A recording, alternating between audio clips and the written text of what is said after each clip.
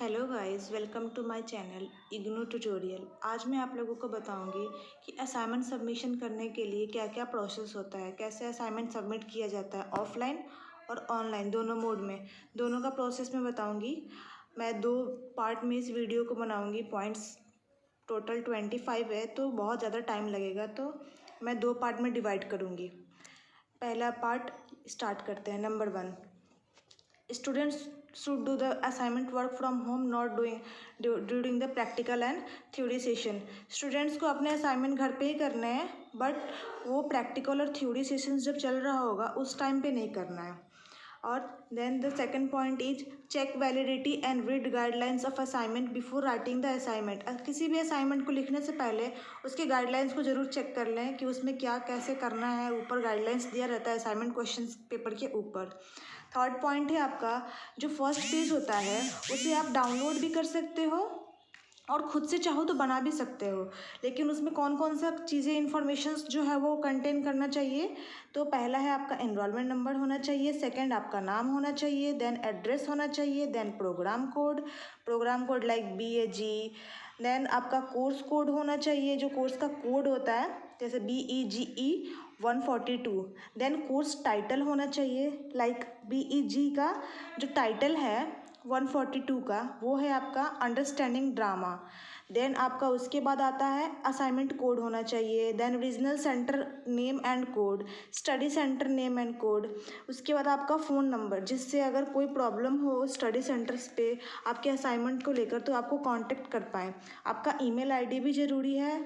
Then signature होना चाहिए। उसके बाद जिस डेट को आप सबमिट कर रहे हो वही डेट होना चाहिए। आपका फोर्थ पॉइंट है असाइनमेंट जो है वो हैंड रिटेन होना चाहिए, टाइपिंग फॉर्म में नहीं होना चाहिए कि आपने नेट से डाउनलोड किया और उसका जाके आपने प्रिंट आउट निकलवा लिया, ऐसा नहीं होना चाहिए। और जो राइटिंग होनी चाहिए वो आपकी नीट एंड क्लीन होनी चाहिए, वो रीडेबल हो, ताकि जो चेक करने के लिए असाइनमेंट्स लें वो अच्छे से रीड कर पाइए, नहीं कि कैसी भी राइटिंग में लिख दिए। आप ब्लैक और ब्लू पेन का यूज़ कर सकते हो, इसके अलावा किसी और पेन का यूज़ नहीं कर सकते हो। ब्लैक ब्लू पेन ही मस्ट है, इसके अलावा किसी और अदर इंक का यूज़ नहीं कर सकते आप। आपका सिक्स्थ पॉइंट जो है वो कैसा सीक्वेंस होना चाहिए आपका असाइनमेंट अरेंज करने का। पहला क्या है, जो फ्रंट पेज मैंने बोला, फ्रंट पेज में जिसमें आपका इनरोलमेंट नंबर था, नेम था, एड्रेस था, वो सारे जो हैं वो पहला पेज है आपका फ्रंट पेज आपका। उसके बाद आता है ID कार्ड, जो आपका स्टूडेंट ID कार्ड होता है इग्नू का, वो। देन थर्ड आता है आपका असाइनमेंट का क्वेश्चन पेपर। आप असाइनमेंट का क्वेश्चन पेपर प्रिंट आउट निकलवा लेंगे, वो लगेगा थर्ड में। एंड देन उसके बाद आता है आपका आंसर शीट, जिसमें आपने उस क्वेश्चन का आंसर्स लिखे।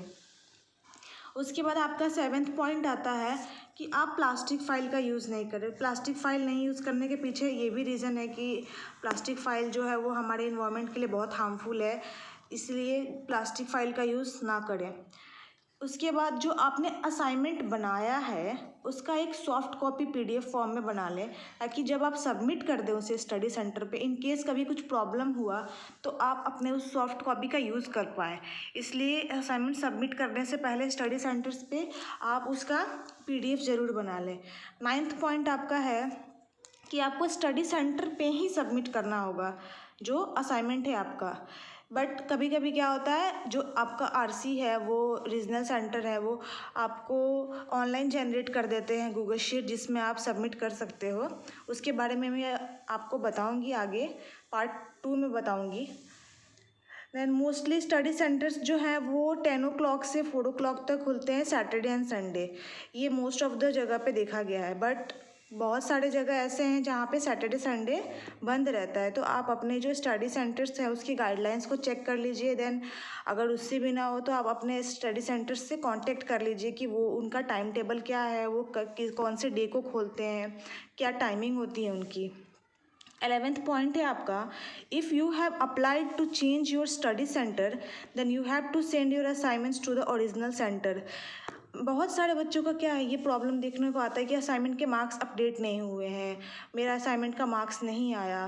तो प्रॉब्लम क्या होता है, कुछ बच्चे होते हैं जो स्टडी सेंटर्स अपना चेंज कर देते हैं असाइनमेंट सबमिट करने के बाद, पुराने वाले स्टडी सेंटर पे ही वो असाइनमेंट सबमिट कर देते हैं, तो उनका जो मार्क्स है वो अपडेट नहीं हो पाता है ऑन टाइम। इसलिए जब अगर आप कभी भी स्टडी सेंटर चेंज कर रहे हो तो असाइनमेंट उसके बाद ही सबमिट करो। आप अपने ओरिजिनल वाले स्टडी सेंटर पे जो आप चेंज करने के लिए अप्लाई किए हो उस पर ही करो, वरना आपका जो मार्क्स है वो टाइम टू टाइम अपडेट नहीं हो पाएगा। इसमें फिर प्रॉब्लम आता है। कभी कभी तो ऐसा भी देखने को आता है कि आपका जो पिछले वाले आपने स्टडी सेंटर पे सबमिट कर दिए हैं, तो जो ओरिजिनल आपने नेक्स्ट आपने किया था अप्लाई चेंज करने के लिए, वहाँ पे भी जाके आपको असाइनमेंट सबमिट करना पड़ता है। तो जब भी अगर आप कभी चेंज करने का कोशिश करो तो जो सेकंड वाले हैं स्टडी सेंटर उस पे ही सबमिट करो।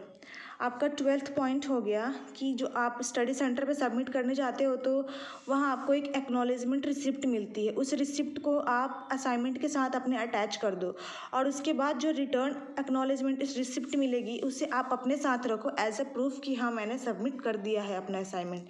ये सारे जो पॉइंट्स हैं वो मैं ऑफलाइन मोड के लिए बता रही थी। अभी मैं ऑनलाइन मोड के लिए जो है वो आपको सेकेंड वीडियो में बताऊंगी। इस वीडियो में ये वीडियो बनाऊंगी तो ज़्यादा लंबा हो जाएगा, इसलिए मैं सेकेंड वीडियो में बनाऊंगी।